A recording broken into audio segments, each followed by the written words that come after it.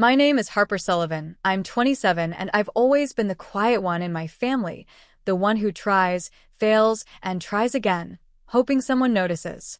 Tonight, though, I finally realized that some people never will. It happened at my sister Brittany's engagement party. She had this radiant smile plastered across her face while I carried the weight of everything: the catering mishap, the invitations she forgot, the last-minute decoration panic I stayed up fixing. I thought maybe, just maybe, my parents would see it. But when Brittany shot a sarcastic glance at me and muttered, "Why are you even here?" "Nobody asked for your help." My chest tightened. The words stung, yes, but what tore me apart was the silence. Mom, Carol, sitting across the table, didn't even blink. Dad, Derek, gave her a faint smile, as if agreeing silently that I didn't belong. That quietness wasn't just indifference, it was permission.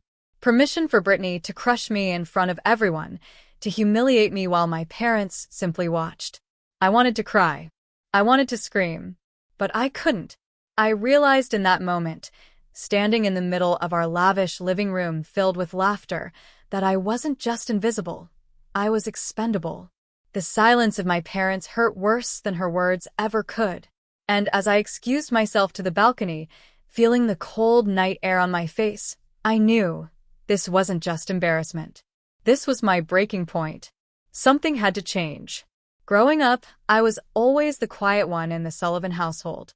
My mom, Carol, had this sharp, scrutinizing gaze that seemed to find fault in everything I did.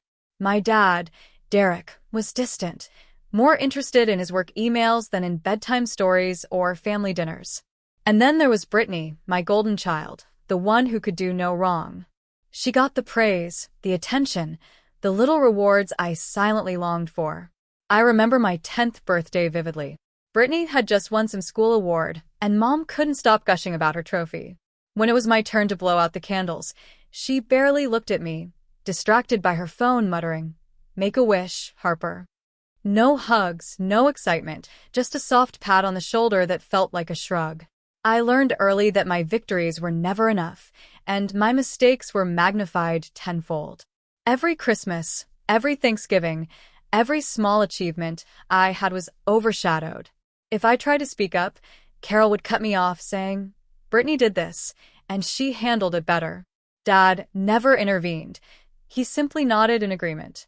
I tried to get close to them, tried to earn a word of praise or even a glance of approval, but it always slipped through my fingers like sand. By the time I hit high school, I understood something painful but crucial. I was competing not with the world, but with my own family. Every attempt to be recognized or appreciated seemed futile. I began to shrink, not out of fear, but out of exhaustion. Even now, years later, that same pattern repeats itself. The dismissive silence, the unspoken favoritism, the emotional neglect.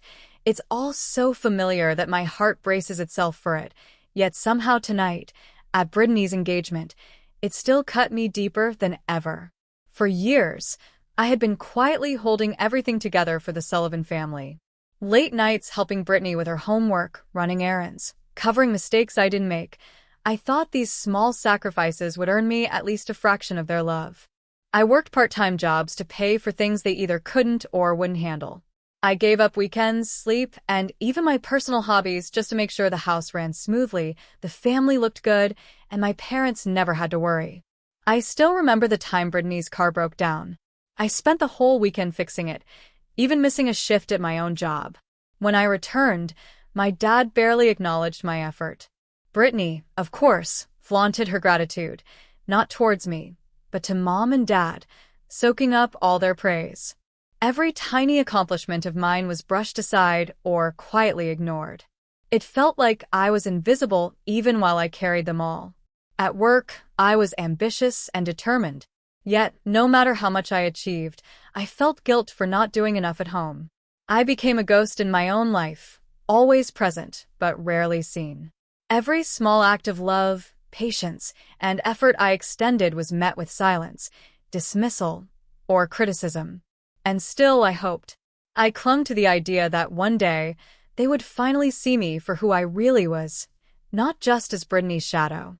But the tension kept building. Every smile I faked, Every meal I cooked, every errand I ran felt like fuel to a fire that was waiting for the moment to consume me. I was exhausted, emotionally drained, and yet I didn't know how to step away. Because for so long, I had been trained to believe that leaving was impossible, that my worth was tied to their approval.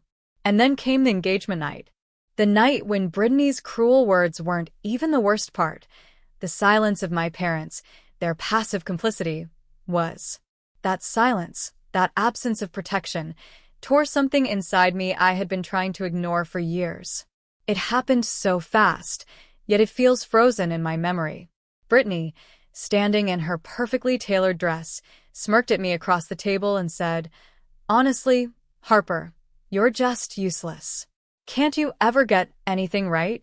Her words, sharp and deliberate, cut through the chatter of the party like knives. I opened my mouth to defend myself, but the words stuck. And then I looked at Mom and Dad. Carol sipped her champagne, as if nothing had happened. Derek leaned back, eyes fixed on Brittany, nodding ever so slightly. Silence. Absolute, suffocating silence. That's when the weight hit me, the realization that they weren't going to intervene. They weren't going to protect me, or even acknowledge my pain. They were letting Brittany crush me, letting her words define me. The humiliation, the betrayal, the sheer exhaustion of being invisible, all converged into a single moment of shattering clarity. I stood up abruptly, the chair scraping against the floor. I felt every eye in the room on me, yet it was as if I had turned into a ghost. I didn't speak, didn't cry. I just walked away. Out of the room, out of the house, out of the life I had been living, always hoping for their love. The door slammed behind me, echoing like the loudest acknowledgement I had ever received. Silence had spoken, and it told me everything I needed to know. The night I walked out, I didn't go back. I knew if I did, I'd be trapped in the same invisible cage, waiting for approval that would never come. I spent the next few days quietly packing my life into suitcases, selling the few things I could, and severing the invisible threads that tied me to the Sullivan household. I quit my job at the family store, took my savings, and boarded a bus to a city where nobody knew my name, a city where I could finally breathe. I rented a small studio apartment, the kind where the walls were bare, but the air smelled like freedom. I got a modest job at a cafe downtown, the kind where no one cared about my past, my family, or my sister's achievements. Slowly, day by day, I started to rebuild myself.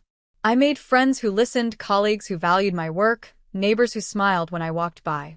For the first time in my life, I was seen, not as a shadow, not as a helper, not as the invisible one, but as Harper Sullivan, a person worthy of attention and respect. At first, it was lonely. There were nights I cried myself to sleep, missing the family I had tried so hard to please. But gradually, the sorrow faded, replaced by a quiet pride. I realized that leaving wasn't giving up. Leaving was survival. Every small success, every new friendship, every late-night laugh in my apartment became proof that I could exist without their validation. And the more I lived my own life, the more I understood that the love I had been chasing for my parents, the love that never came, didn't define me. I was enough on my own. I was free. For a while, I thought leaving would be the end of their influence, but I underestimated the Sullivan family's persistence. Within weeks, whispers and gossip began to reach me. Relatives asking about my disappearance, mutual friends being questioned, subtle digs about my failure to be part of the family. It stung, but I stayed silent, determined not to let their attempts pull me back into the same suffocating web. Then came Brittany's messages. Short, calculated apologies that felt more like checks on my conscience than genuine remorse. "I didn't mean it that way. I hope you're okay." I read them once and deleted them. The words couldn't undo years of cruelty, nor could they make my parents' silence less painful. Mom and Dad tried more direct tactics. Carol called me, voice trembling as if she were sick, claiming she needed me for some family emergency. Derek left messages filled with vague guilt trips, implying that I was abandoning the family in its time of need. Each attempt was manipulative, designed to make me feel guilty, small, and wrong. But I had changed. I had built a life without their approval, and for the first time, I had the clarity and strength to resist. I refused to go back. Their words no longer had power over me. Their silence no longer defined me. I realized that my freedom, my peace, and my self-worth were mine to protect, and nobody's manipulations could take them away. Now, as I sit in my small apartment, sunlight streaming through the window, I finally feel a sense of peace I never thought possible. Leaving wasn't an act of rebellion, it was an act of survival. I survived years of neglect, years of favoritism, and years of silence that spoke louder than any words. I've learned that family isn't defined by blood or proximity. Family is proven through love, support, and presence, not by letting someone suffer in silence while you watch. My parents' quiet approval of Brittany's cruelty could have crushed me, but instead, it became the catalyst that pushed me toward my own strength. Choosing myself wasn't selfish, it was necessary.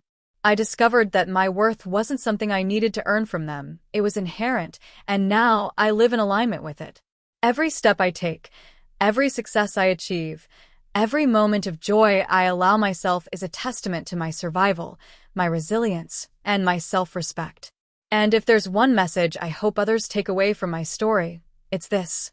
Sometimes silence speaks louder than words, and in those moments, the bravest thing you can do is choose yourself. I am Harper Sullivan. I am seen. I am enough. And finally, I am free.